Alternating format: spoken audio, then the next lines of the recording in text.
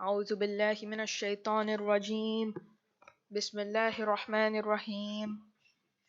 ياسين والقرآن الحكيم إنك لمن المرسلين على صراط مستقيم تنزيل العزيز الرحيم لتنذر قوما ما أنذر آباؤهم فهم غافلون لقد حق القول على أكثرهم فهم لا يؤمنون إنا جعلنا في أعناقهم أغلالا فهي إلى الأذقان فهم مقمحون وجعلنا من بين أيديهم سدا ومن خلفهم سدا فأغشيناهم فهم لا يبصرون وسواء عليهم أأنذرتهم أم لم تنذرهم لا يؤمنون إنما تنذر من اتبع الذكر وخشي الرحمن بالغيب فبشره بمغفرة وأجر كريم. إنا نحن نحيي الموتى ونكتب ما قدموا وآثارهم وكل شيء أحصيناه في إمام مبين. واضرب لهم مثلا أصحاب القرية إذ جاءها المرسلون إذ أرسلنا إليهم اثنين فكذبوهما فعززنا بثالث فقالوا إنا إليكم مرسلون قالوا ما أنتم إلا بشر مثلنا وما أنزل الرحمن من شيء إن أنتم إلا تكذبون قالوا ربنا يعلم إنا إليكم لمرسلون وما علينا إلا البلاغ المبين قالوا إنا تطيرنا بكم لئن لم تنتهوا لنرجمنكم وليمسنكم منا عذاب أليم قالوا طائركم معكم أئن ذكرتم بل أنتم قوم مسرفون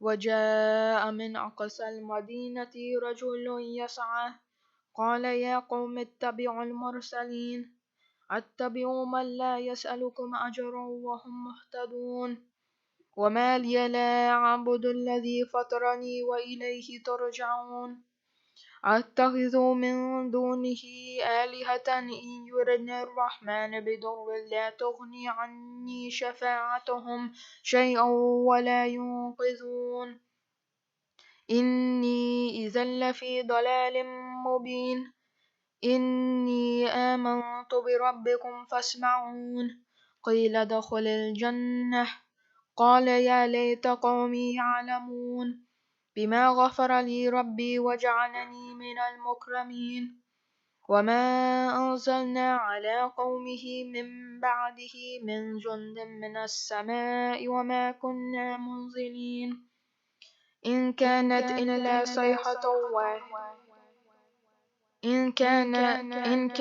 إلا صيحة واحدة فإذا هم خامدون يا حسرة على العباد ما يأتيهم من رسول إلا كانوا به يستهزئون ألم يروا كم أهلكنا قبلهم من القرون أنهم إليهم لا يرجعون وإن كلا لما جميع لدينا محضرون وآية لهم الأرض الميتة أحييناها وأخرجنا منها حبا فمنه يأكلون وجعلنا فيها جنات من نخيل وعنب وفجرنا فيها من العيون ليأكلوا من ثمره وما عملته أيديهم أفلا يشكرون سبحان الذي خلق الأزواج كلها مما تنبت الأرض ومن أنفسهم ومما لا يعلمون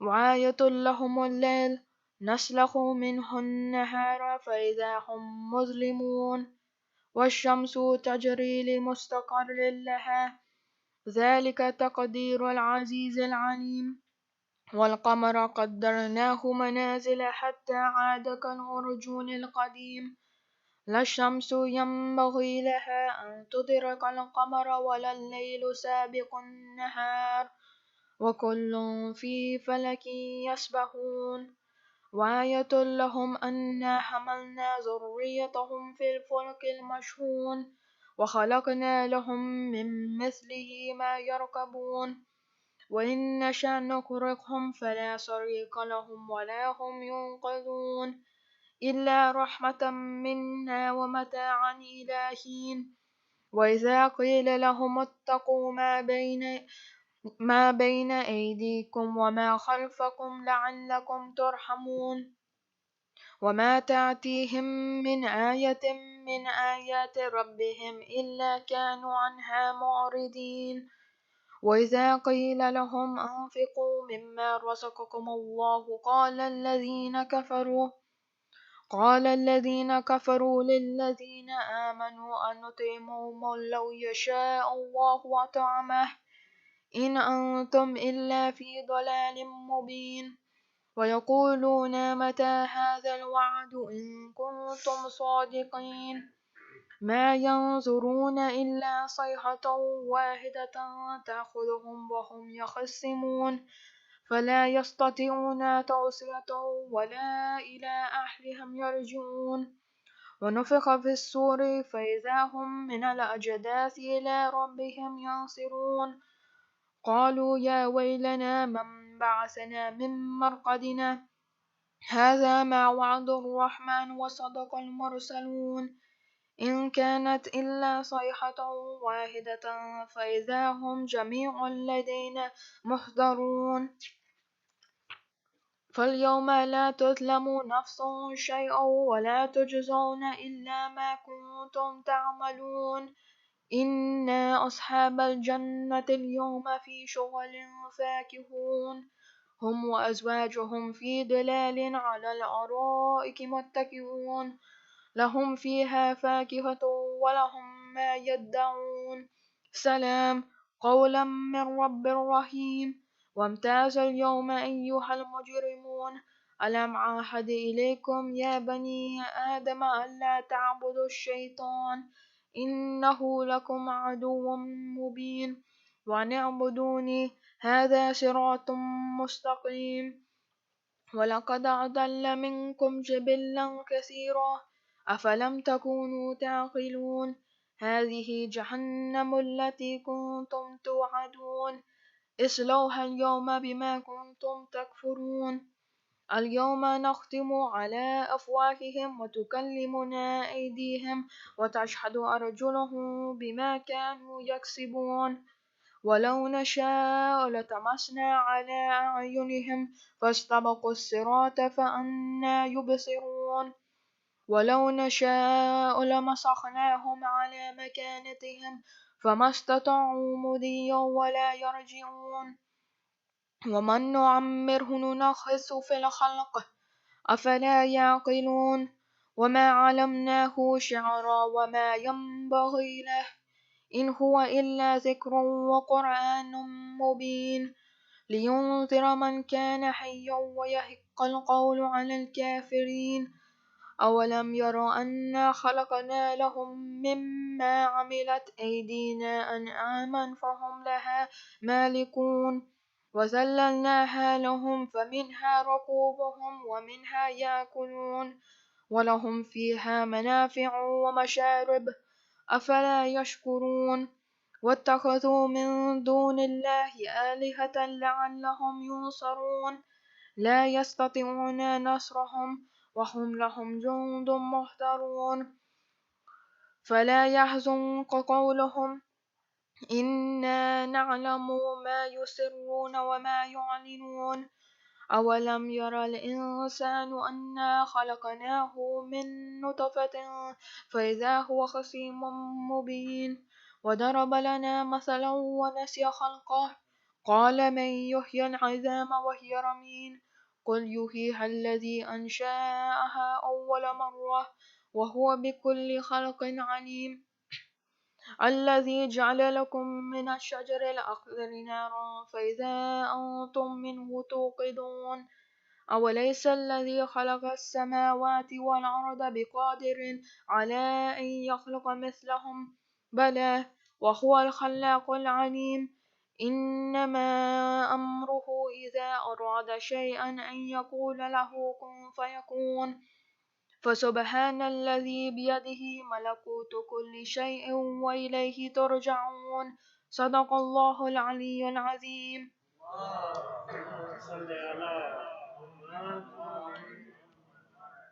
الفاتحة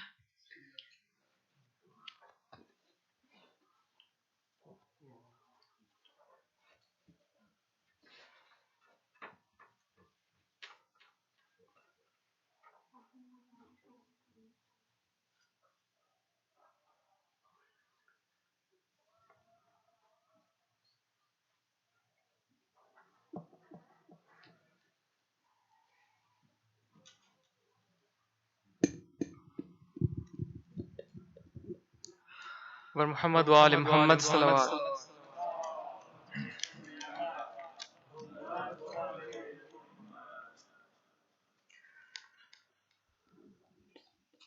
کہیں پہ قاسم ہوئے ہیں ٹکڑے،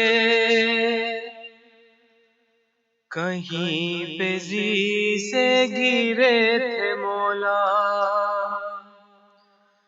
کہیں سکینہ سمو سے لپٹی، کہیں پہ اصغر نے تیر کھایا.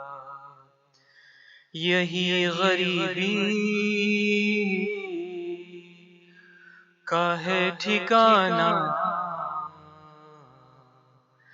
یہ کربلا، یہ کربلا ہے. یہاں سنبھل کر قدم اٹھانا، یہ کربلا، یہ کربلا. یہ بات ہرگز نہ بھول جانا، یہ کربلا، یہ کربلا. جہان صبر و رضا یہی ہے، ندائے صبر و رضا یہی ہے. ہاں یہاں پہ آ کے ہے چل کے مہدی، بہشت زہرا یہ سرزمین ہے. یہاں ہے زہرا کا آنا جانا، یہ کربلا، یہ کربلا. دعائیں دیں گے حسین تم کو، یہاں پہ آنسو اگر بہائے، یہاں پہ بے کین بے وطن کی ستم گروں سے تماچے کھائے. یہاں پہ خوشیوں کو بھول جانا، یہ کربلا، یہ کربلا. یہاں پہ گزری ہے وہ قیامت، ملا نہ اس کو سکون اب تک. ہاں ردائے کے غم میں عابد لحد میں روتا ہے خون اب تک. یہاں پہ ہرگز نہ مسکرانا، یہ کربلا، یہ کربلا. یہاں پہ حر بھی تھا حرملا بھی، کتاب ہستی کو پڑھ کے دیکھو. صدائے حل من جو آ رہی ہے، تم اس طرف ہو یا اس طرف ہو، تمہیں عمل سے ہے اب بتانا. یہ کربلا، یہ کربلا. سواری آئے گی ایک وہاں سے، نجف کی جانب نگاہ رکھنا. جب آئے شام غریب اس دم، علی کو زینب کا پرسہ دینا. تم آنسوؤں کے دیے جلانا. یہ کربلا، یہ کربلا. یہ بات ہرگز نہ بھول جانا. یہ کربلا، یہ کربلا. پر محمد و آل محمد صلوات.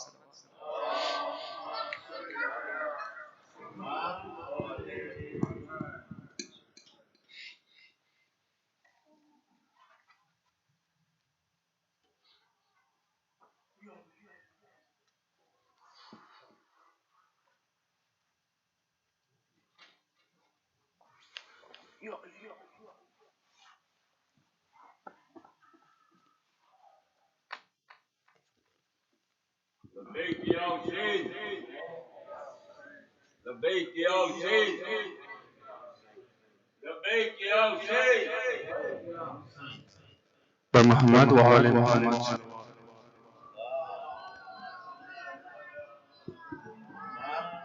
وآل محمد وعجل فرجه.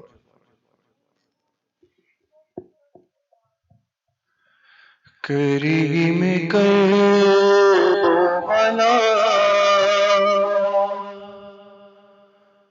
کریم کربلا،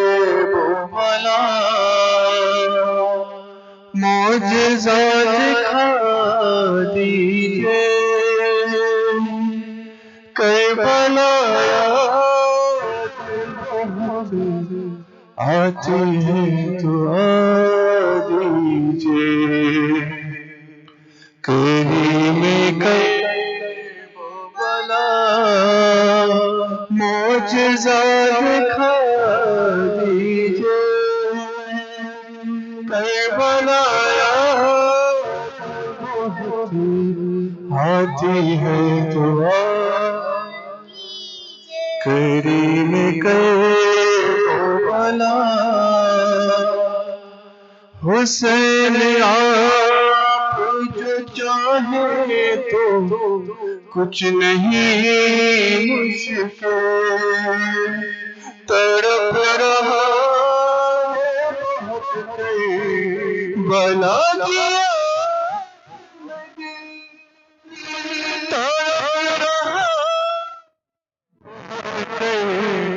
بلا کیا دل پھر ایک بار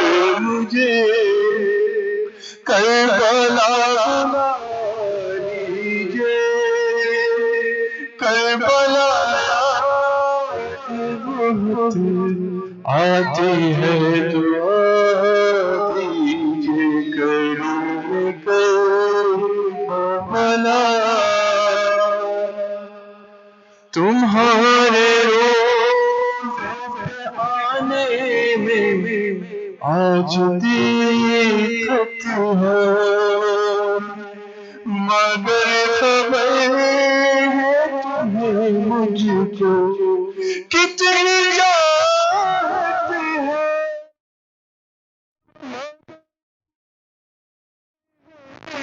مجھ کو کتنی چاہت ہے میں سر کے بل چڑھا ہوں گا بس صدا دیجیے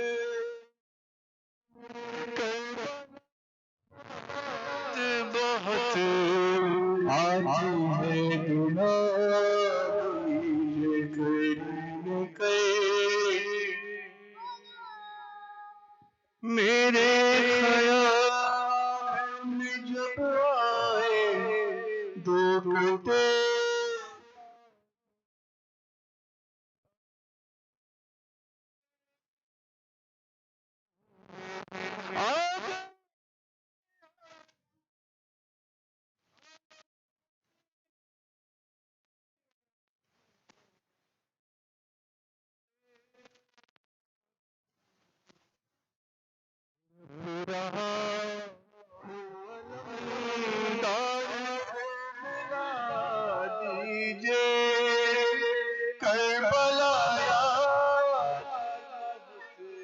آتی ہے دعا دیجیے کریم کربلا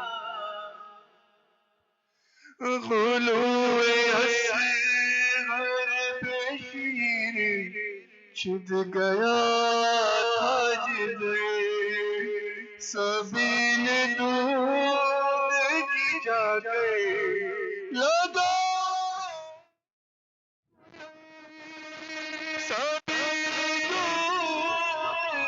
جا گئے لگاؤ میں بھی ادھر میں زائروں سے کہوں گا مجھے دعا دیجیے کربلا دعا دیجیے کریم کربلا ہے اشک آنکھوں میں اور دل اداس ہے میرا مجھے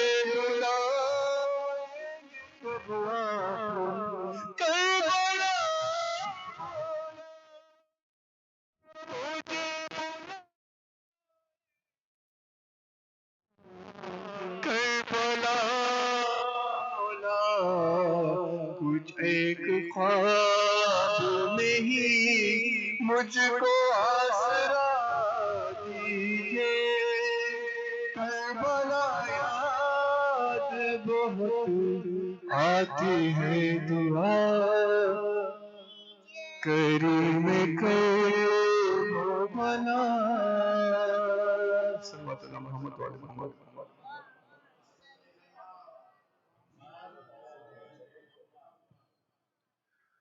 Whoever has a hajat to visit Karbala, all of us get an opportunity to visit.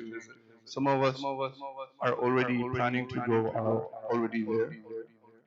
But there is a small 6-year-old who's been in Sham for centuries still waiting to visit her father. شام کے زندان میں آتی ہے اب بھی یہ صدا شام کی زندان میں آتی ہے اب بھی یہ صدا سو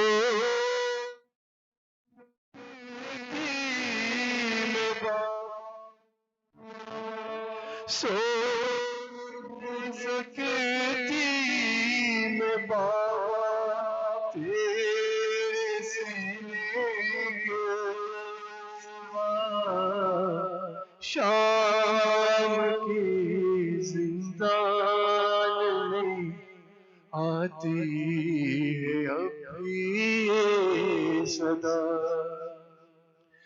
جب پھوپھی پہنچی تمہاری قبر پہ مجلس ہوئی یہ تمنا بھی میری زندان میں ہی رہ گئی میں بھی آئی تم پہ رونے برسرے بلا شام کے زندان سے آتی ہے ابھی یہ صدا نام سن کر شمر کا بھی لرز جاتی ہوں میں قبر کی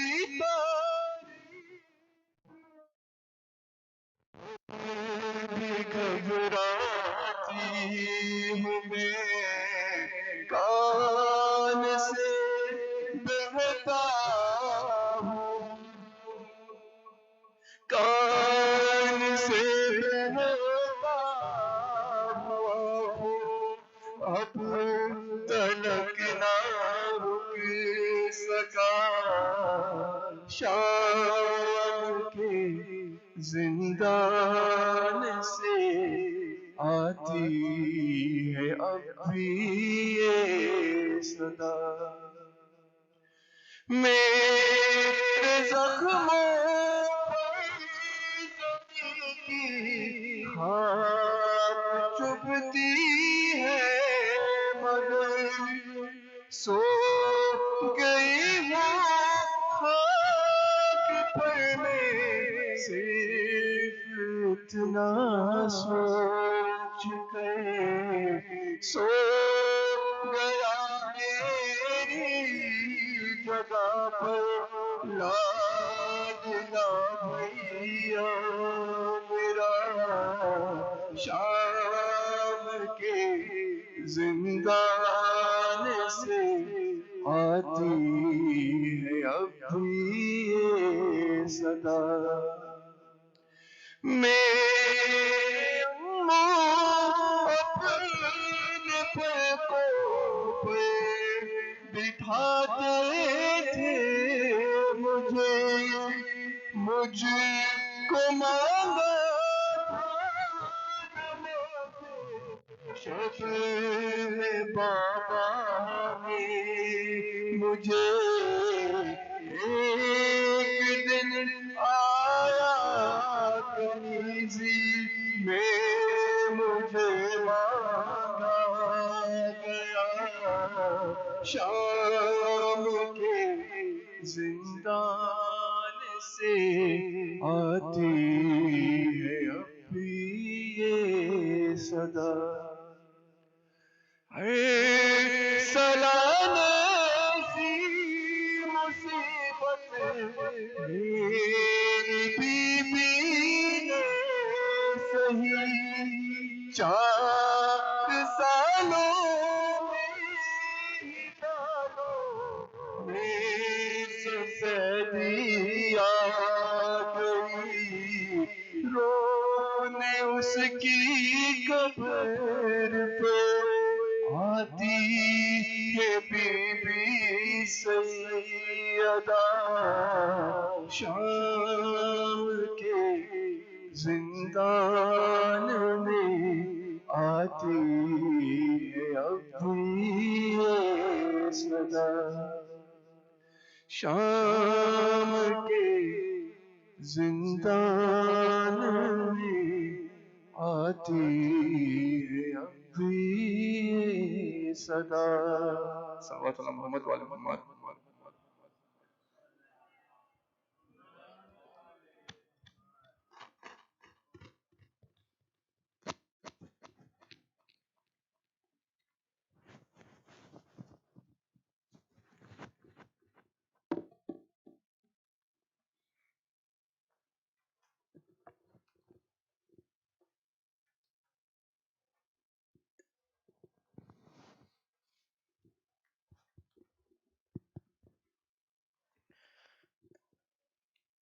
Let's all recite I am Mujibo for Shafai Maries, for all those in need here in Afghanistan and everybody around the world.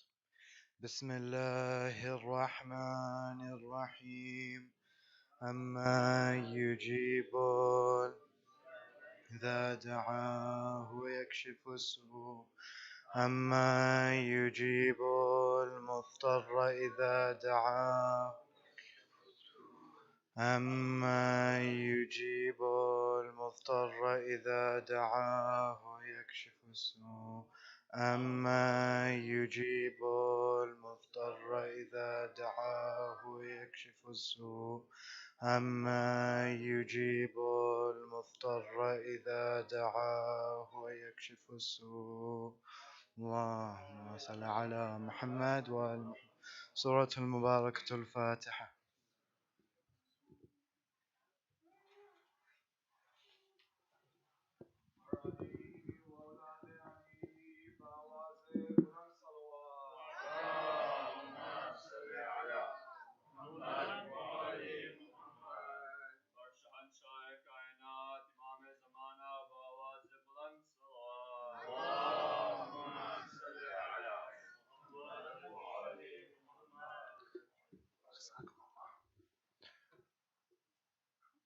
رحم الله من قرأ سورة الفاتحة. الحمد لله رب العالمين نعبد وإياك نستعين.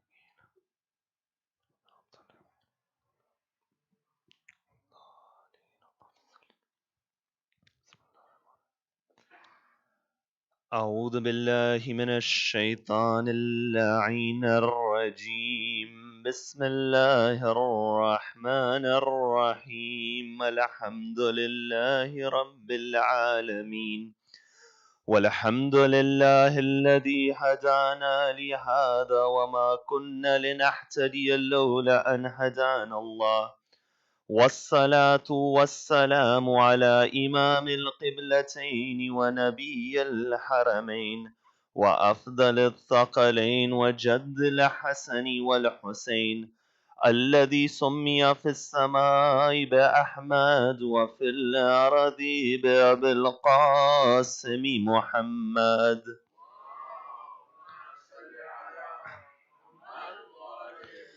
وعلى أهل بيته الطيبين الطاهرين المعصومين الصادقين، والذين ذهب الله عنهم الرجس وطهرهم تطهيرا.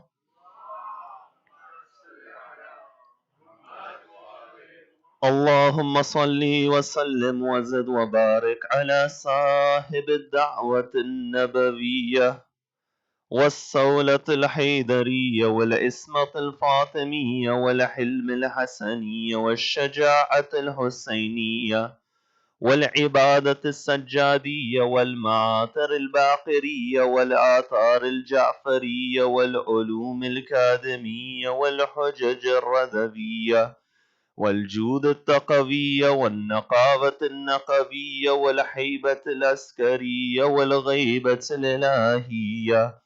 اللهم عجل فرجه وسهل مخرجه.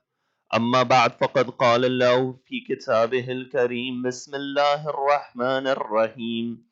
يا أيها الرسول بلغ ما أنزل إليك من ربك، وإن لم تفعل فما بلغت رسالته، والله يعصمك من الناس، إن الله لا يهدي القوم الكافرين. صدق الله العلي العظيم.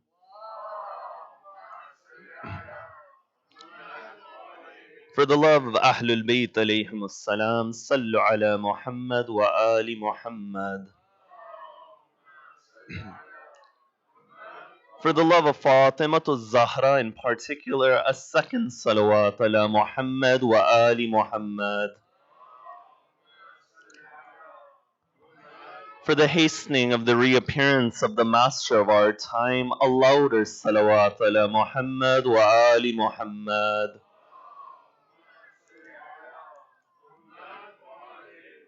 Indeed, the event of Ghadir is an event which has many particularities and unique features which aren't seen in any other event within the life of Rasulullah.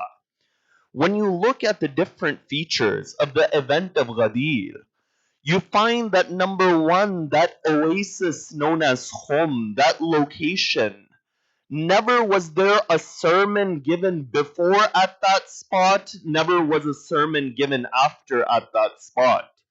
When you look at the length of the sermon of Rasulullah, that khutbah upon the day of Ghadir, it reaches a length of 3.5 hours. That never before did Rasulullah recite a sermon of this length, and never after did he recite a sermon of this length. If you look at the amount of people that gathered, it is stated within the works of history, a crowd of 120,000 gathered before Rasulullah. That never before this day was such a crowd gathered, and never after this day was such a crowd gathered. But even the way in which Allah commands the Prophet to give this command on the day of Ghadir, even that command was never given in this manner before or after. Because normally when you look how Allah addresses the Prophet, He does so with a form of immense love. Sometimes He says Taha, sometimes He says Yasin, sometimes He says Ya ayyuhal muzammil, the one with the cloak, sometimes He says Ya ayyuhal mudattir, sometimes He says Siraj, you are the lamp, sometimes He says Munir, you are the one who gives light. But over here in this verse, in chapter 5, verse 67, Allah addresses the Prophet in a tone the likes of which He's never addressed him before. That over here He says, Ya ayyuhar rasul balligh ma unzila ilayka min rabbik. That Allah sternly says to the Prophet, He commands him, that, O Rasul Allah, convey what has been revealed from your Lord. That it is stated within the riwayat that 3 times Jibreel descended to give this command to Rasulullah. But if this isn't unique enough, after that Allah does something which He has never done anywhere within the Quran to Rasulullah. You know what Allah does? He gives the Prophet an ultimatum. He says, Ya Rasulullah, wa in lam taf'al fama ballaghta risalata. That if you do not carry out this command, it's as if you have done nothing from your message. I say that Prophet for 23 years he preaches to the people. Difficulty after difficulty for 23 years. That they throw garbage at Rasulullah. They throw the intestines of animals at Rasulullah. That when he goes to Taif, they pelt him with stones and he's bleeding from his head to his feet. That he says, no Nabi was oppressed like I, Rasulullah. That Prophet, Allah is saying that on this day I am giving you such a message, O Rasulullah, that if you do not convey this message, it's as if you have done nothing.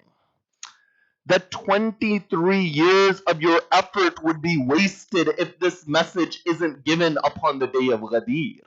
So what it goes to show from these examples is that the event of Ghadir was something unique and unforgettable within the history of Islam. Even when you look at all of the narrations, you find that no event in the life of the Prophet has been narrated like the event of Ghadir without any doubt. You know, those who say that which book is the event of Ghadir mentioned it, you say to them, which book is it not mentioned within? That anyone who wrote about the final and the only Hajj of Rasulullah wrote about the event of Ghadir. You know, they said to Imam al-Rida, oh Imam, tell me where is Allah? The Imam says, ask me where Allah isn't, I'll tell you where Allah is. That when it comes to this event, ask us where is this event not written? You see, whenever there is any event in Islamic history, there are three ways to ruin the value and credibility of that event.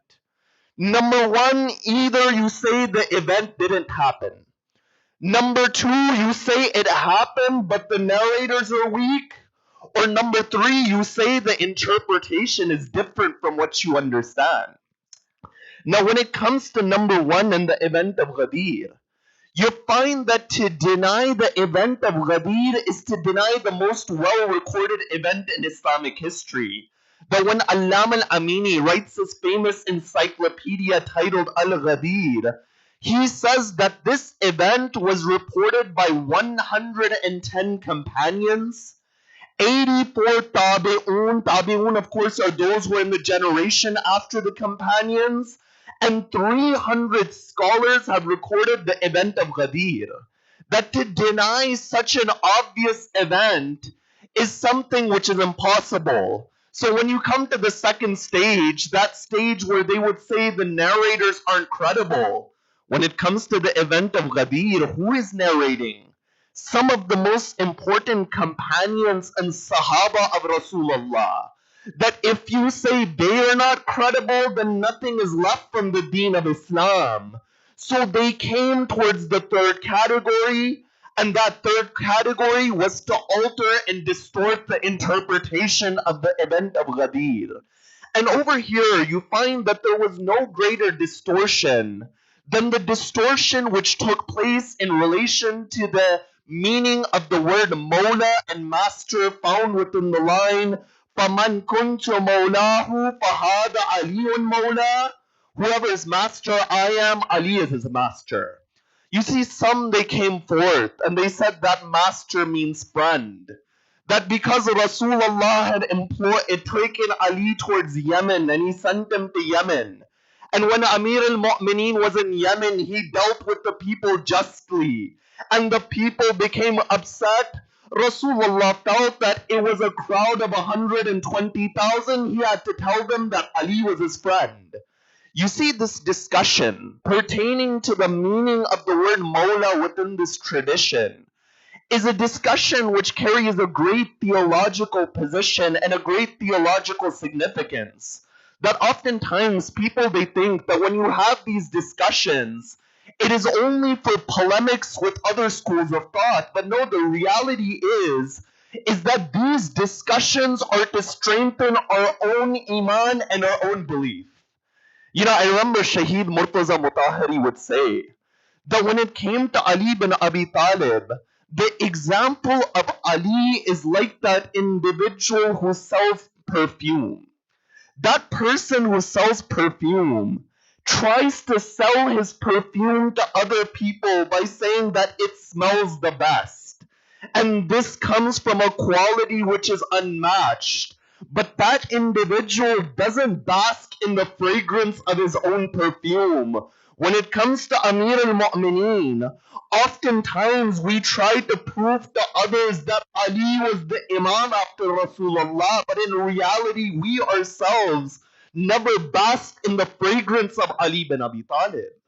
So you find this discussion is not a discussion of polemics, but this discussion is to strengthen our own belief, and thus the subject of tonight's analysis is to examine the linguistic meaning of the word Mawla and to examine that how does this word come within the context of Ghadir.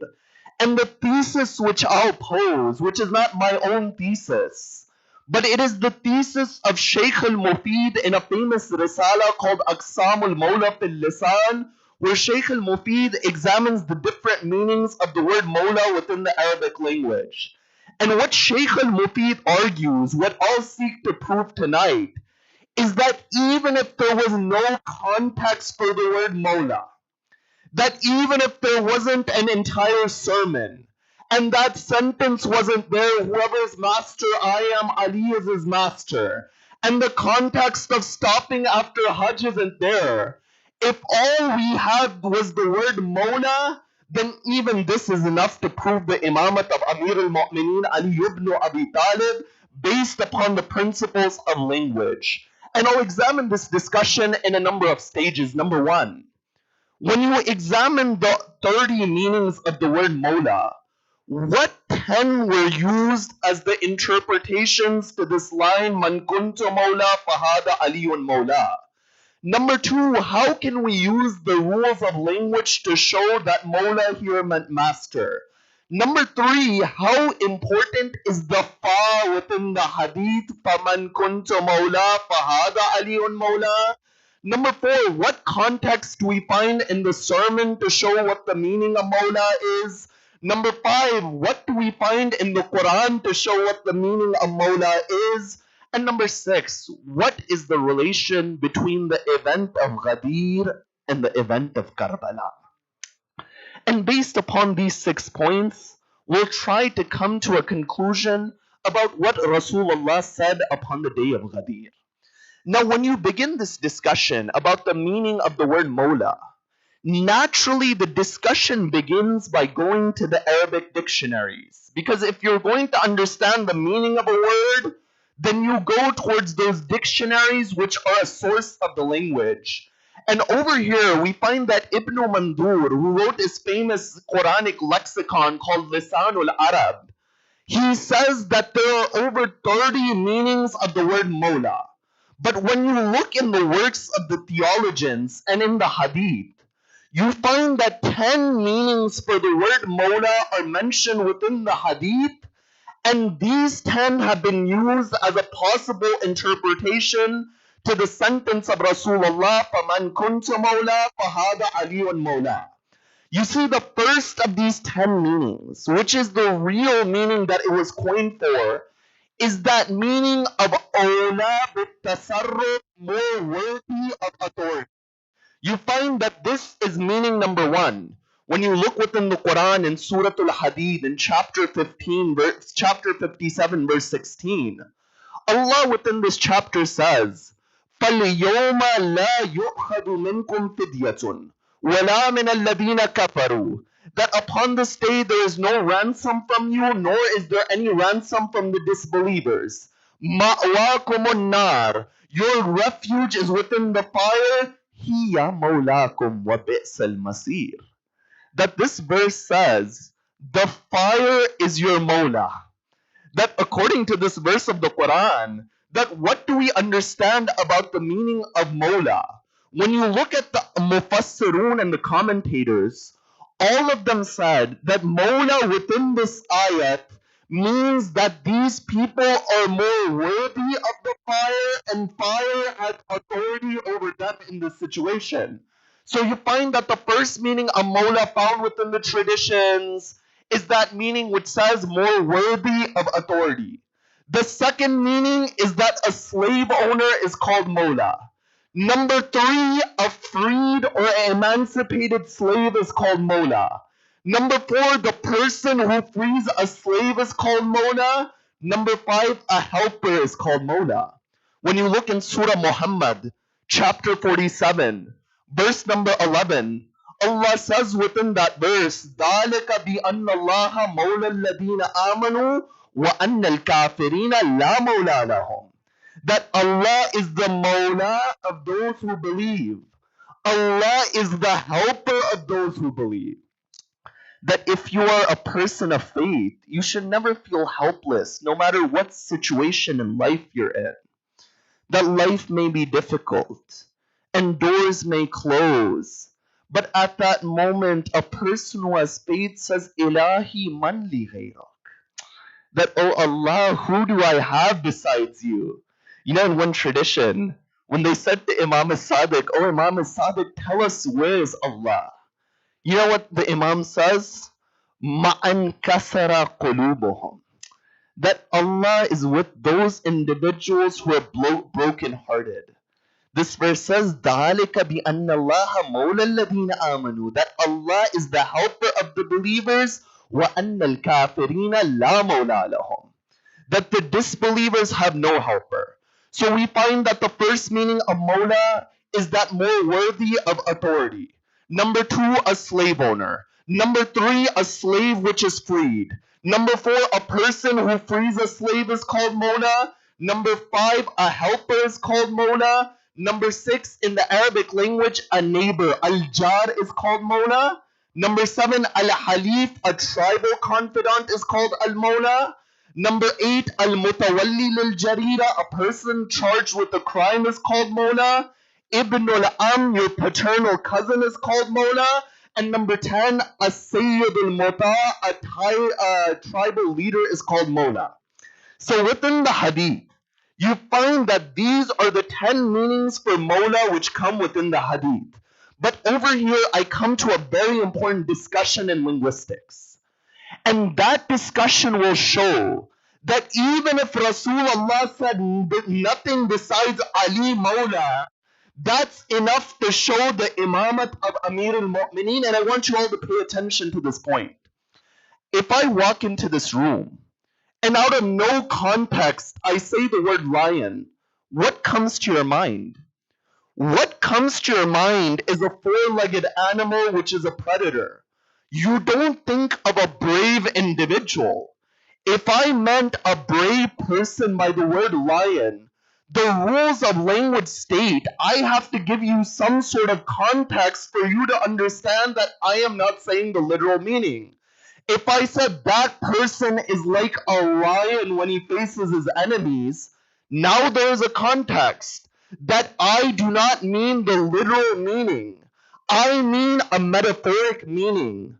The thesis is this, is that the original meaning of Mawla is a person who is entitled to authority.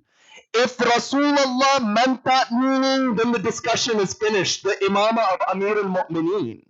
But if Rasulullah meant any of the other meanings, they are metaphorical, like a lion meaning a brave person.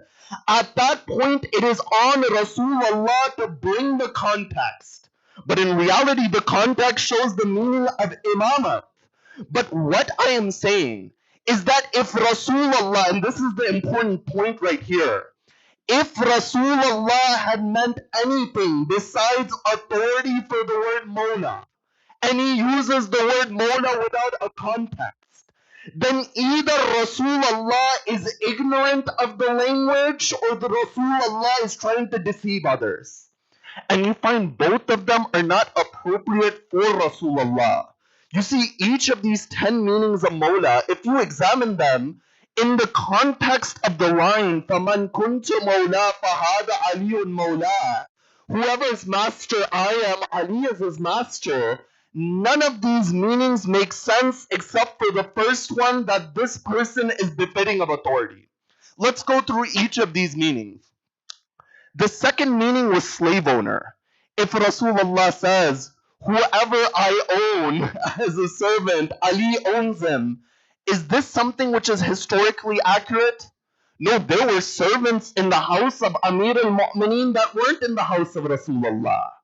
But you look at the famous example of Qambar.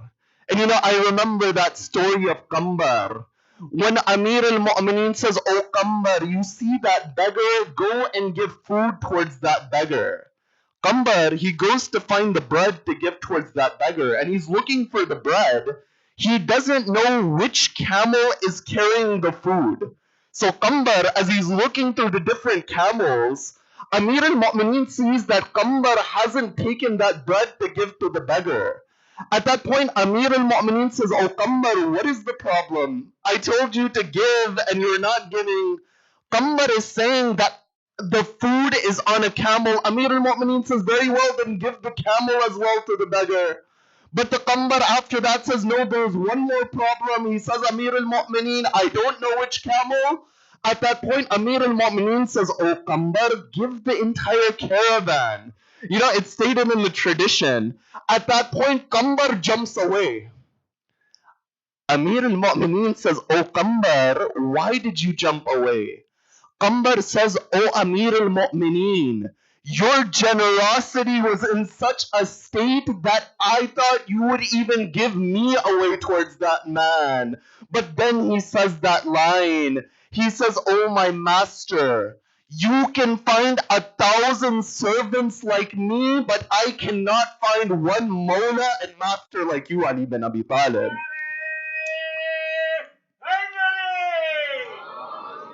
So the point is that if you take that Mawla to mean an owner of a slave, Rasulullah and Amir al-Mu'mineen, it is not accurate. If you say that it is a person who frees a slave, then the same problem exists, that they didn't have the same servants. If you say that Mawla over here means a freed slave, Amir al-Mu'mineen and Rasulullah were not slaves. If you say that it means your paternal cousin, Rasulullah would not gather 120,000 people to say whoever's cousin I am, Ali is his cousin. Everyone already knows their paternal cousins. This is something which is obvious. That to say something like this would be a waste of words, and Rasulullah wouldn't do such a thing. If you go with the fifth meaning which says helper, then it is not just Amir al-Mu'mineen who should help the person Rasulullah helped, but rather the entire ummah should. If you say it's a person charged with a crime, Rasulullah and Amir al-Mu'mineen, this doesn't apply. If you say it's a tribal confidant, then they're from the same tribe, it's something which is obvious. If you say that it is a neighbor, then you find they don't have the same neighbors. And if you say it is a tribal leader, then you find it is a symbolism towards authority. So what this goes to show is that the only meaning linguistically which was probable for the word Mawla within this tradition was that meaning which said worthy of authority.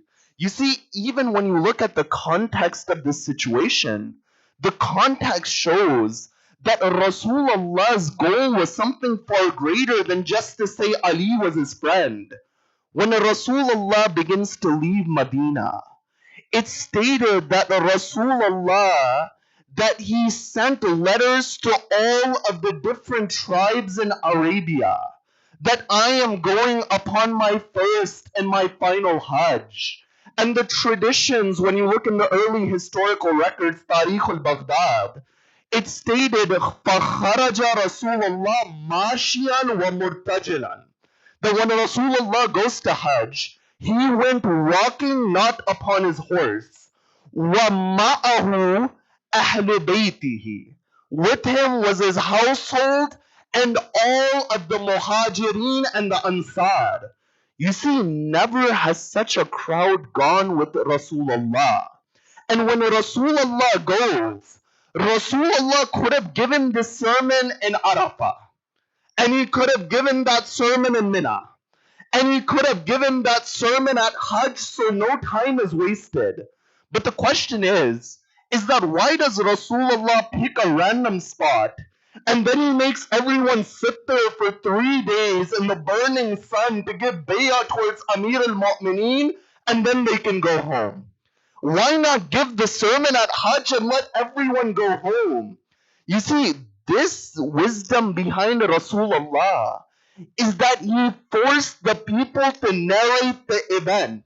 If somebody comes from Hajj and you know their flight arrives on Monday and they come on Friday, even before you congratulate them, you'll ask them, why are you late?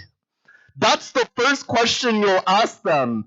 That when all of these people return 5, 6, 7 days later, their families, their companions would say, why were you late? And they would narrate the event of Ghadir. So you find that is the first reality. But the second reality is this, is that Rasulullah, when he gathers in that oasis called Khum, after the time of Dor, he says to his companions that make a pulpit out of the saddles of the camels. You know, in that time period, many people would give sermons on the go. And when they would give sermons, they would just stand on the horse or they would stand on tall individuals. And don't worry, we're not going to do that. I know some of the 6 foot plus club is getting worried. But you see that was the normal method. But the question is that why did Rasulullah make a minbar out of the saddles? And I'll give you an example. If I told our dear brother Ali Walji to stand at the door, and before anyone enters the room, that he gives their car keys towards him, and they are not allowed to take the car keys until they leave the hall. What does that force everyone to do? If he takes the car keys and they're not allowed to leave until the end of the lecture, then they are forced to listen towards my words. In that time period, you can't go anywhere without that saddle.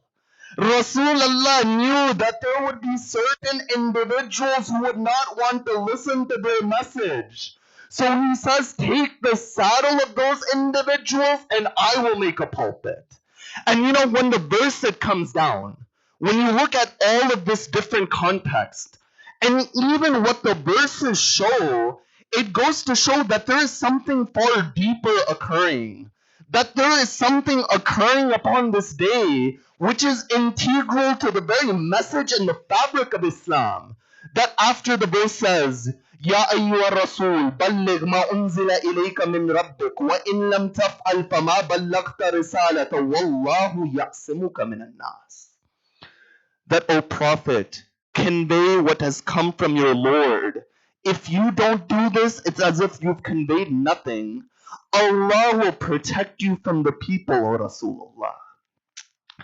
I say in front of Rasulullah are Muslims.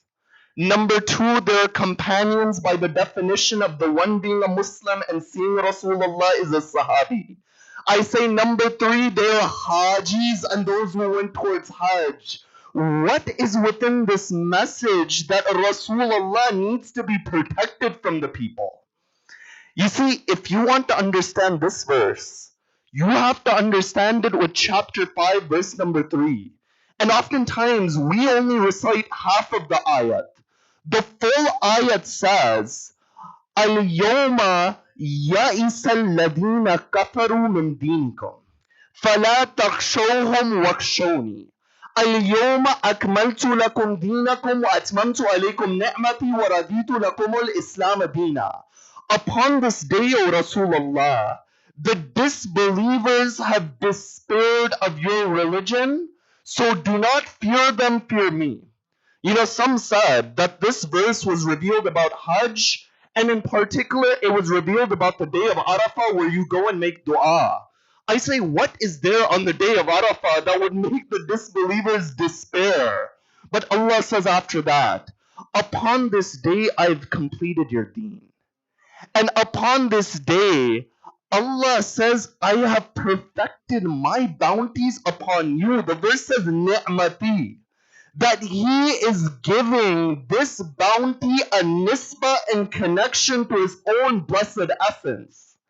He is saying, ni'mati, and upon this day, Islam has been prescribed as your religion.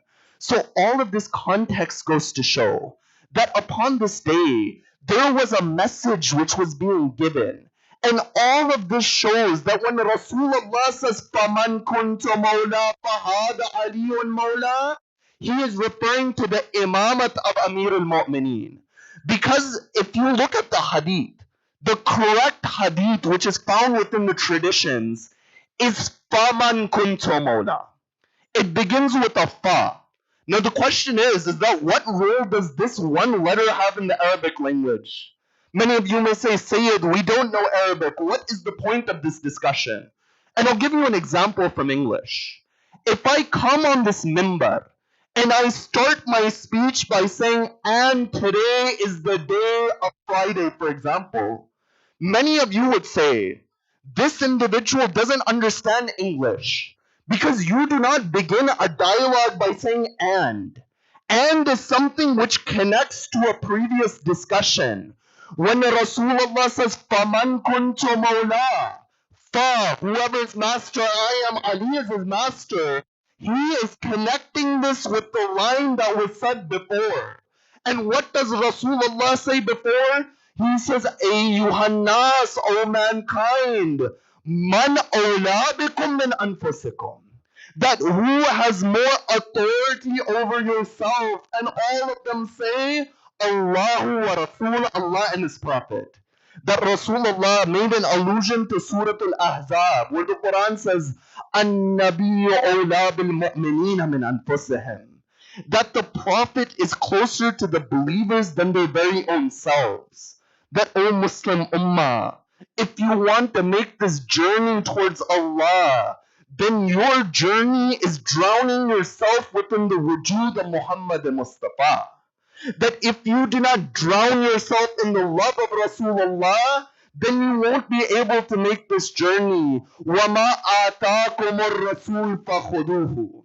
And what the Prophet gives to you, you take it. وَمَا نَهَاكُمْ عَنْهُ فَانْتَهُ. And what he prohibits from you, you stay away from it. You know, many people ask, is that where is Karbala within the Quran? Where is mourning for Sayyid al-Shuhada within the Quran? I say the Quran emphasizes the seerah of Rasulullah to such a point, it says what the Prophet gives you take. And what he prohibits you stay away. I say which other individual about whom it's written that in Medina Rasulullah is on the mimbar and a child walks into the mosque of the Prophet. And when that child walks into the mosque of the Prophet, nobody stops that child. He walks all the way to the pulpit. Rasulullah gets off the mimbar. He picks that child up and he comes back to the pulpit. And when he comes back to the pulpit holding that child, I say, O Rasulullah, the mimbar is a place to spread the deen of Allah. But Rasulullah showed to know this child is of the deen of Allah. He says, Hada Husaynun fa'arifuhu wansaruhu. He says, this is Hussein. Recognize Hussein and know Hussein. You see, if the...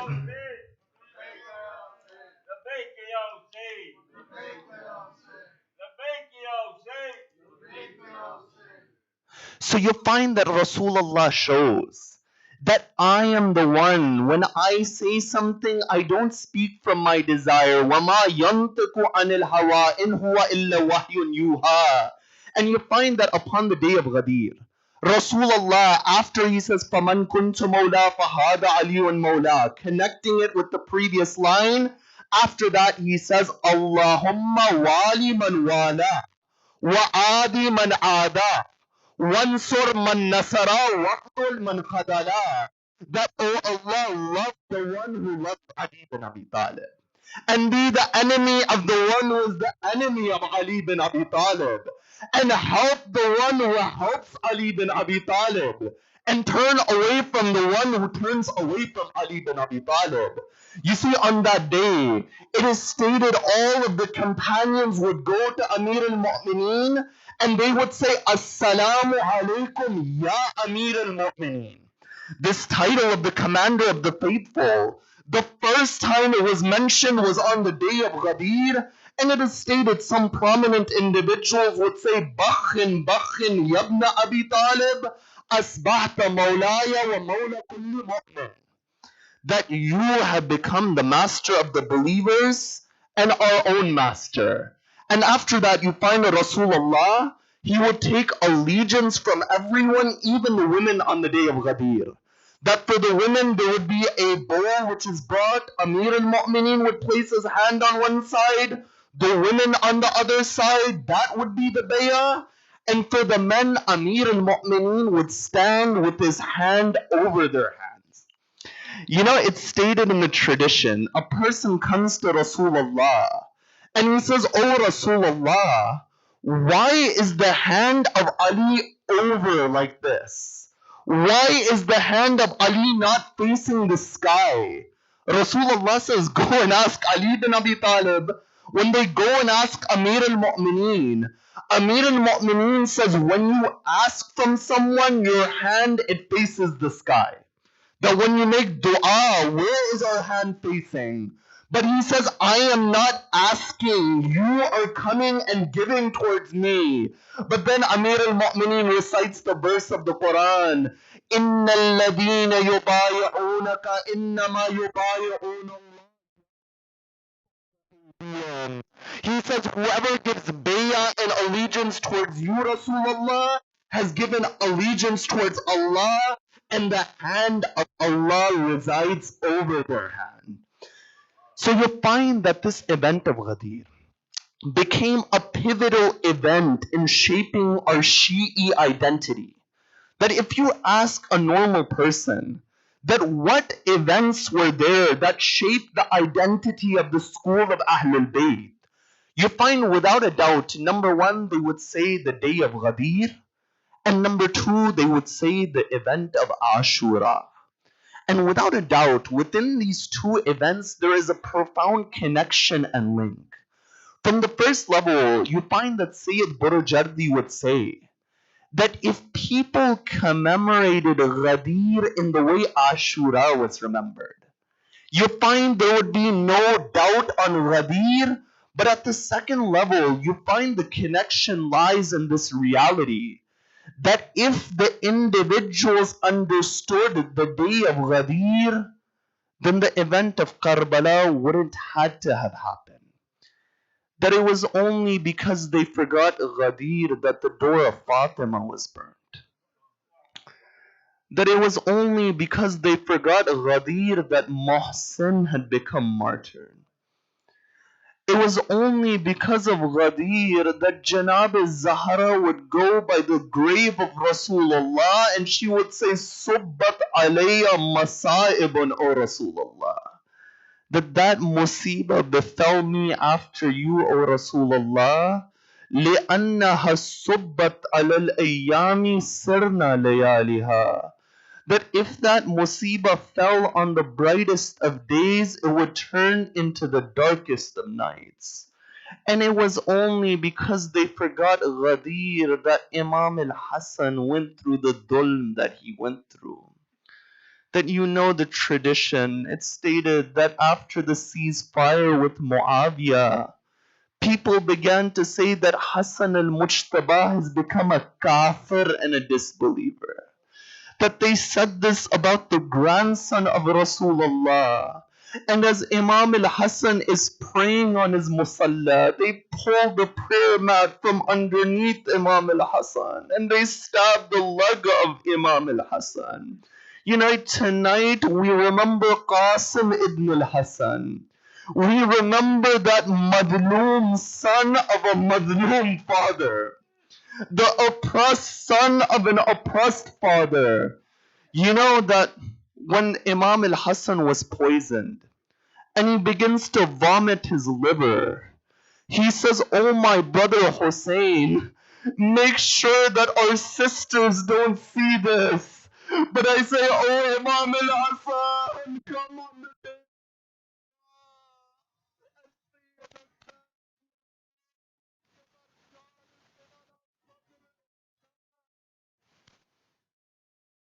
And Sayyid al-Shuhada begins to cry. And as Sayyid al-Shuhada is crying, you know what Imam al-Hassan says? He says, Ya Aba Abdullah, Atabki alayya, Abki alayk, Ya Aba Abdullah. He says, oh Imam al-Hussein, oh Hussein, are you crying over me? In reality, I am the one who should be crying over you.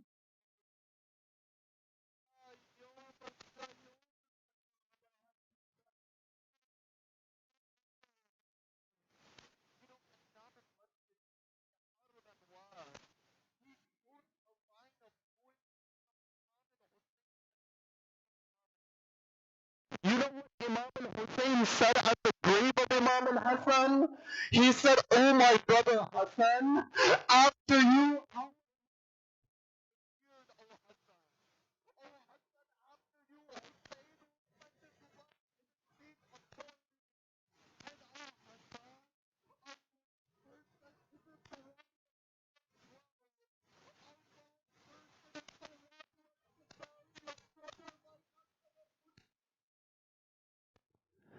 you find the musibah of Imam al-Hassan. That as Imam al-Hassan is upon his deathbed, it's stated that a child, He comes and he sits on the lap of Imam Hassan. As Farwa wants to remove that child, Imam Al-Hasan says, "Oh,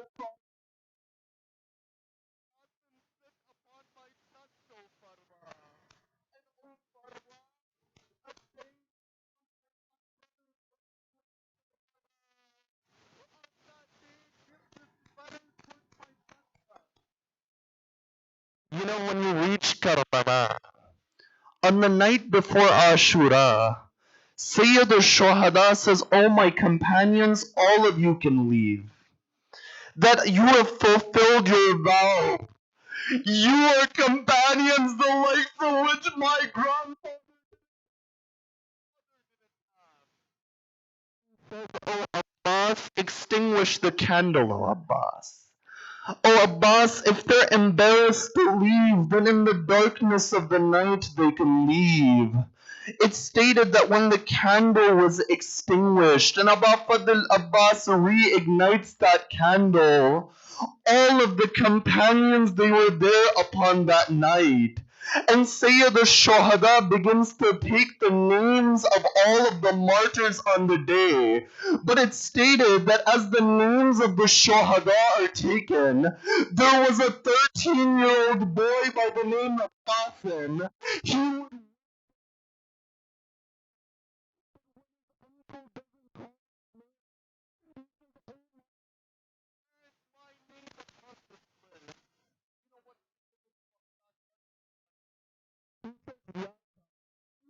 keep on mouth in the Oh Qasim, how is death towards you? Qasim says, Ahla. At that point, Imam al-Hasan says, Oh Qasim, yes, you'll be martyred. But oh Qasim, if you want to know who the Shuhada are,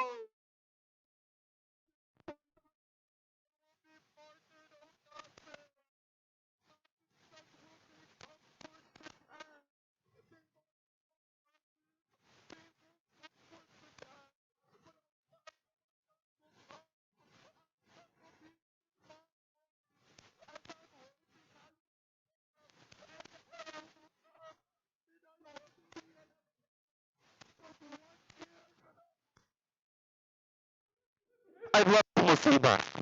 The day of Ashura, it comes. Akbar goes to the battlefield, Qasim is waiting. On and Muhammad go to the battlefield, Qasim is waiting. Qasim is restless.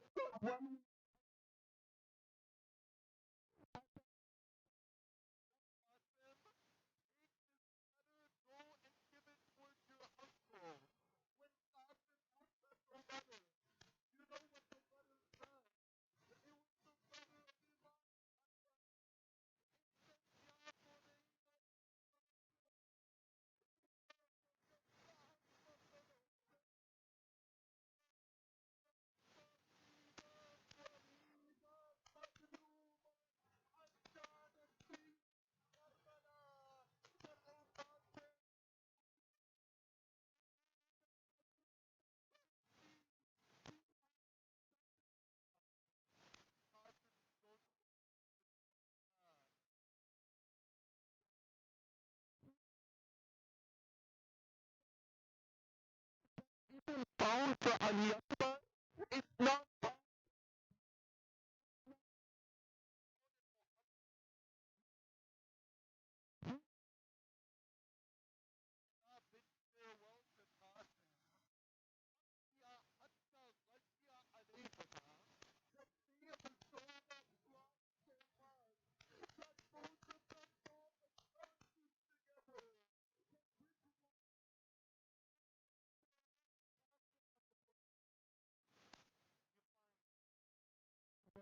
permission. You know, as Qasim leaves the tent, Humayd bin Muslim says, Kharaja ilayna ghulamun, that a young man came towards us. كأن وجهه شقة القمر, the one whose face was like a crescent moon. And then when he says, when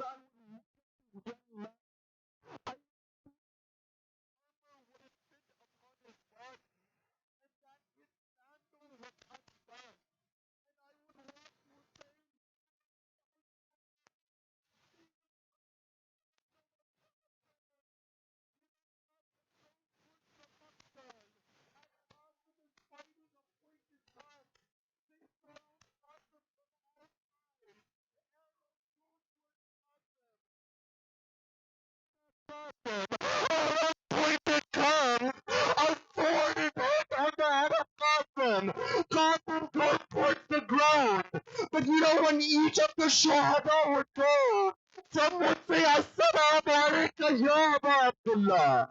Some would say, Alayka minni salam. But you know what Qasim said?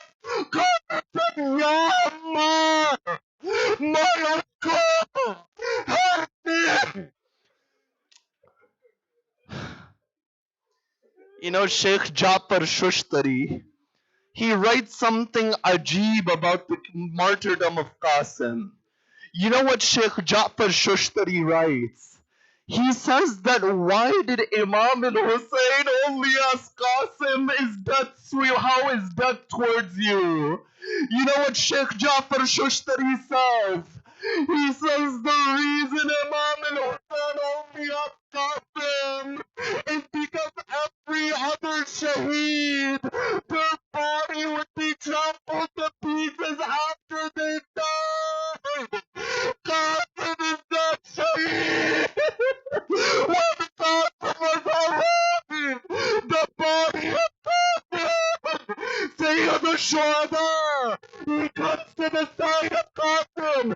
You know, when the Imam would come to the Shuhada, and each body would say a line, and Akbar he said, Allah dunya badak al-afar. Oh Akbar, after you made the world become dust, at the body of Abbas, he said, Allah inkasara dari. Oh Abbas, now my back is broken. But you know what Sayyid al-Shuhada says at the body of Qasim? He says, Azza wallah, that oh Qasim, how difficult is it for your uncle that you were calling your uncle? He wasn't able to help you.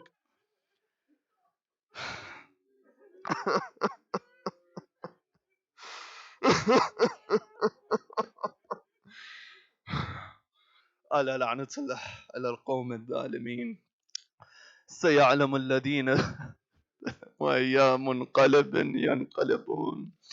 يا الله, we ask for the mazlumiyat of Imam Hassan al-Mujtabah, that wherever the followers of Ahlul Bayt are in difficulty, help them. We ask through the right of that Imam, that when his body was taken to be buried, they fired arrows at that janaza. That Sayyida Zainab with her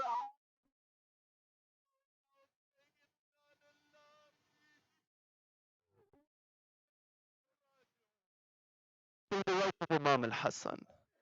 That if there is anyone who has any hajat, anyone in difficulty from the followers of Ahlul Bayt, help them. We pray for the shafa'ah of Ahlul Bayt. And we pray for the hastening of the reappearance of the master of our time, Ya Hussein.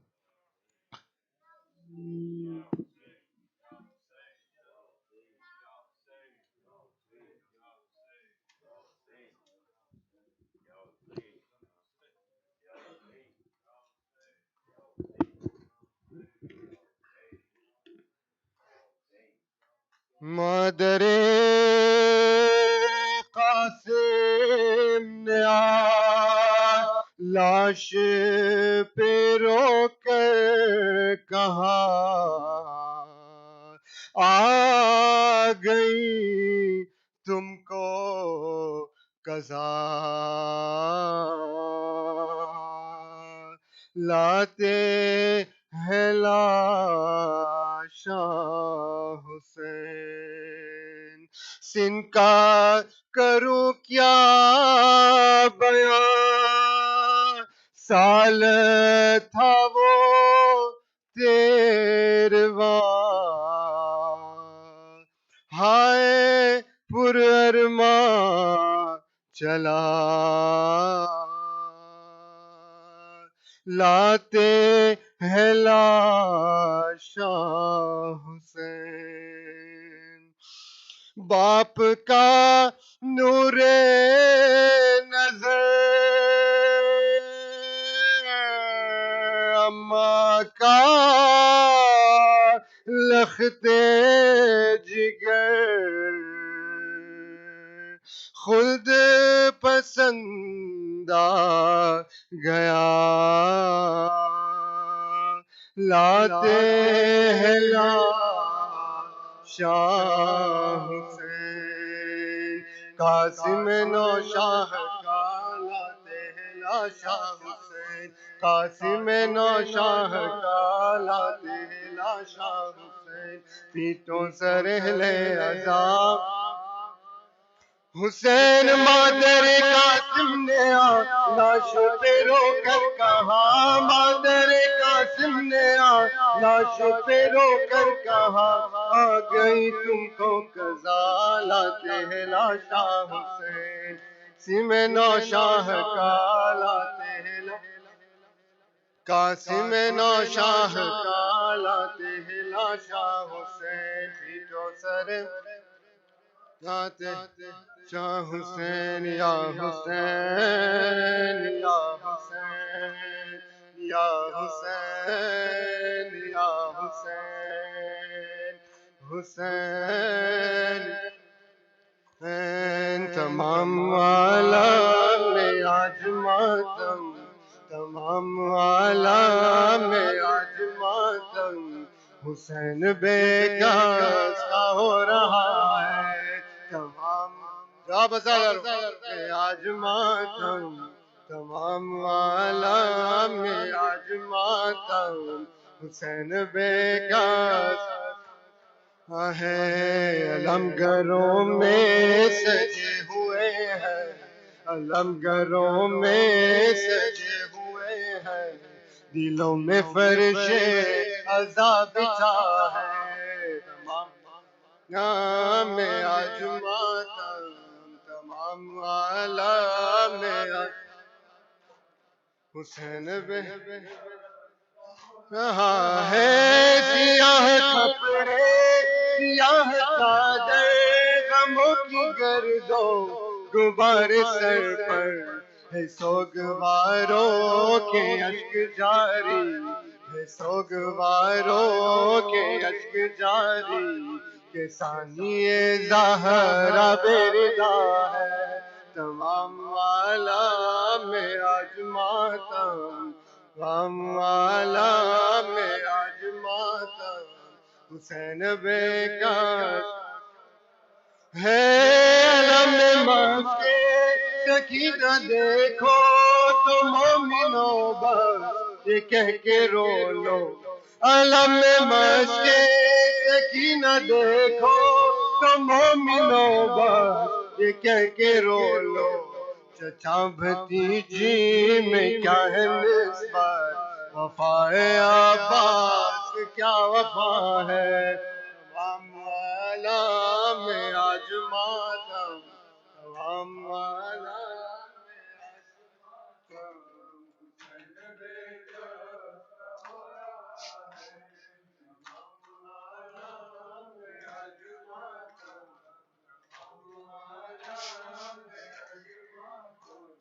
حسین یا عباس یا عباس یا عباس یا عباس جميعا یا عباس، چہرے کی جلالت کہتی تھی رکھ دے گا الٹ کر یہ لشکر، عباس جو آئی موجوں میں اٹھائی شور، چہرے کی جلالت کہتی تھی رکھ دے گا الٹ کر یہ لشکر، عباس یہ بولے لشکر سے پائی ہے شجاعت سے، میں شہر اٹھا لے جاؤں گا یہ درس لیا ہے خیبر سے، عباس میرا نام ہے شامیوں پہچان، عباس میرا نام ہے شامیوں پہچان، عباس میرا نام، میں ہوں سکائے حرم، سکائی میرا کام ہے، عباس میرا نام ہے شامیوں پہچان عباس میرا شامیوں پہچان عباس میرا فوج کا سالار ہو عزم کی دیوار ہو بے کرے ایثار ہو حیدری کردار ہو دوش پردی کا علم دل میں ہے پیاسوں کا غم عباس میرا نام ہے شامیوں پہچان عباس میرا نام ہے شامیوں پہچان عباس میرا بڑھتی فوجیں روک دوں دریا کی موجیں روک دوں میں اگر حملہ کروں دوزخ میں سب کو جوکھ دوں ہوں شہنشاہ وفا کفر کے سر پر قضا عباس میرا نام ہے شامیوں پہچان عباس میرا نام ہے شامیوں عباس میرا این ہے این علی بے بہادر باپ کی ہے الف اس میں جلی سین ہے سجاد کی ایک دل حساس ہو اس لیے عباس ہو عباس میرا نام ہے شامیوں پہچان لو عباس میرا نام ہے شامیوں لو عباس میرا میں برائے کربلا فاطمہ کی ہوں دعا ہو علمدار وفا باپ کا پرچم ملا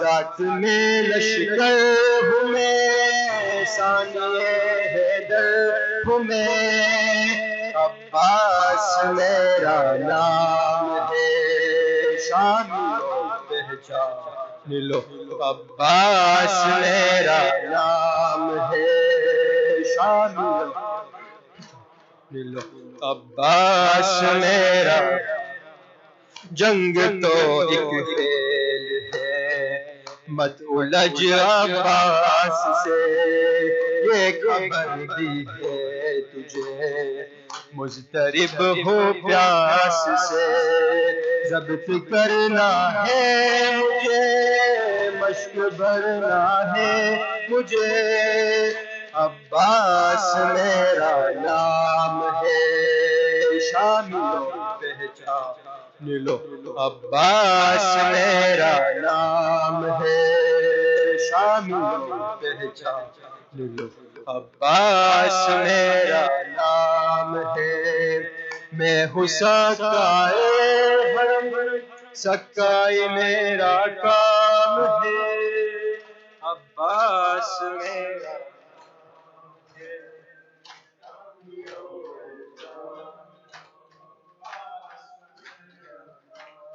یا حسین یا حسین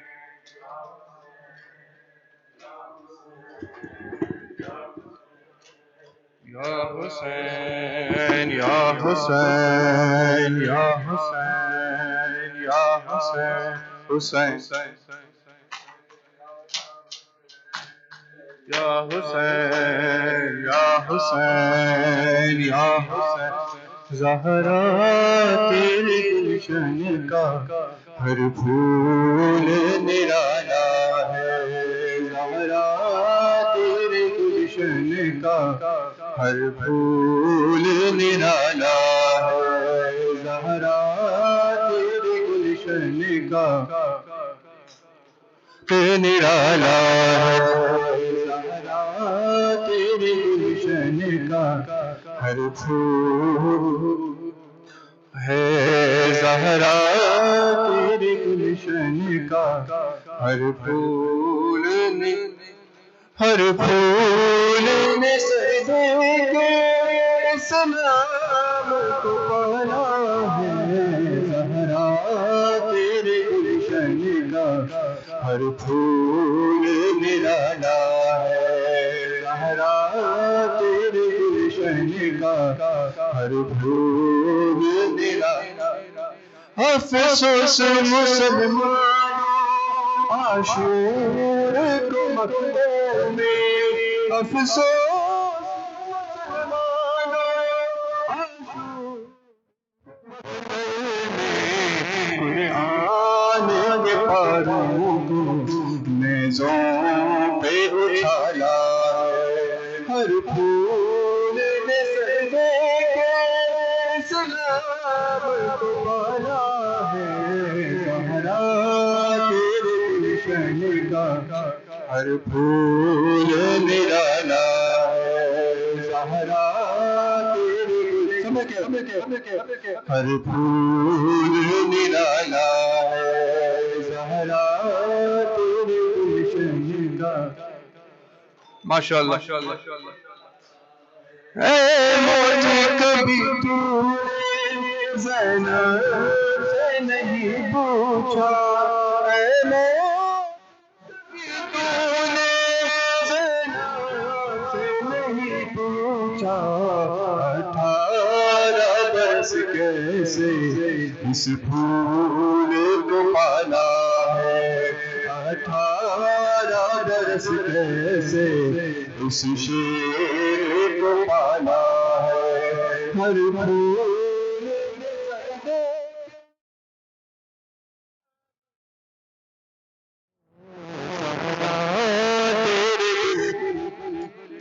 ہر پھول نرالا ہے، زہرا تیرے گلشن کا، ہر تم کے بس قبر ہی زہرا کی ڈوبی ہے اندھیروں میں، بس قبر ہی زہرا کی ڈوبی ہے اندھیروں میں، حالات مدینے میں ہر سمت اجالا ہے، ہر پھول نے سجدے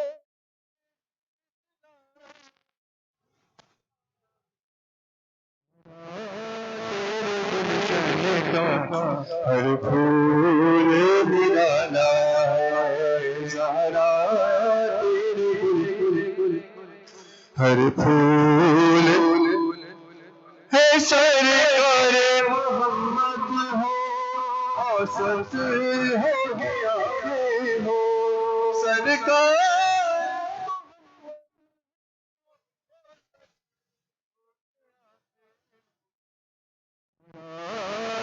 چراغوں سے ہر سمت اجالا ہے، ہر پھول نے سجدے کے اسلام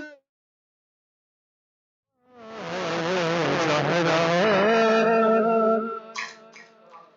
ہر پھول نرالا ہے، زہرا تیرے گلشن کا، ہر پھول ہر پھول نے سجدے کے اسلام کو پالا ہے، زہرا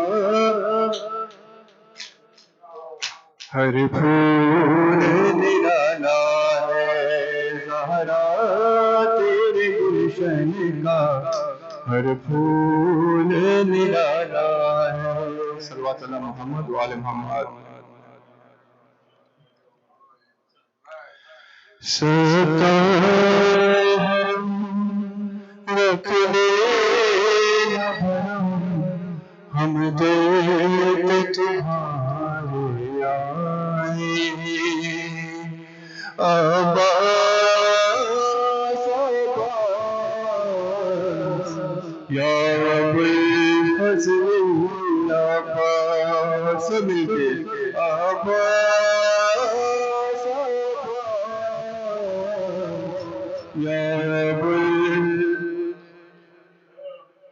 اب سارے سہارے ٹوٹ چکے ہمیں اپنے پرائے لوٹ چکے اب سارے سہارے ٹوٹ چکے ہمیں اپنے پرائے لوٹ چکے تم اپنی پناہوں میں ہو ہم غم سے بہت گھبرائے ہیں آواز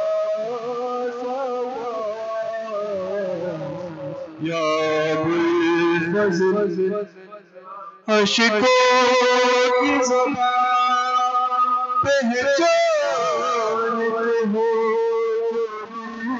میں ہے وہ جانتے ہو اشکوں کی زبان پہچانتے ہو جو دل میں ہے وہ جانتے ہو ہم کہہ نہیں سکتے تم سن لو ہم کہہ نہیں سکتے تم سن لو بس ہاتھوں کو پھیلائے ہیں آواز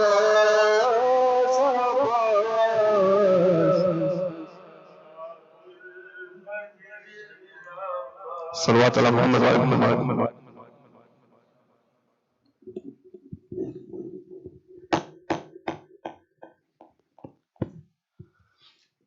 Dear brothers and sisters, just a quick reminder that the Niyaz registration will close tonight at midnight, and so please do register for Niyaz's from tomorrow. The one will close will just before tomorrow, and the Niyaz pickup time is between 5:30 and 7, inshallah. Tawajjuh ziyara. Assalamu alaikum ya Aba Abdullah. Assalamu alaikum ya Ibn Rasulullah. Assalamu alaikum ya Ibn Amir al-Mu'mineen wa Ibn Sayyid al-Wasin. Assalamu alaikum ya Ibn Fatima al-Sahra. Sayyid Nisa al-Alamin. Assalamu alaikum wa rahmatullahi wa barakatuh. Assalamu alaikum ya Mawlai wa Ibn Mawlai. Assalamu alaikum ya Sultan Abul Hassan Ali ibn Muta al-Rida. Rahmatullahi wa barakatuh. Assalamu alaikum ya Sahib al-Zaman. Assalamu alaikum ya Sharik al-Quran. Assalamu alaikum ya Sahib ya Mawlai wa bin Sahib al-Asir wa Zaman. Assalamu alaikum wa rahmatullahi wa barakatuh. Allahumma kulli walika hujjat ibn al-Hasan. صلواتك عليه وعلى آبائه في هذه الساعة وفي كل ساعة وليا وحافظا وقائدا وناصرا وذليلا وعينا حتى تسكنه وارزقك تواه وتمتعه فيها طويلا برحمتك يا أرحم الراحمين. لبيك يا حسين لبيك يا حسين لبيك يا حسين.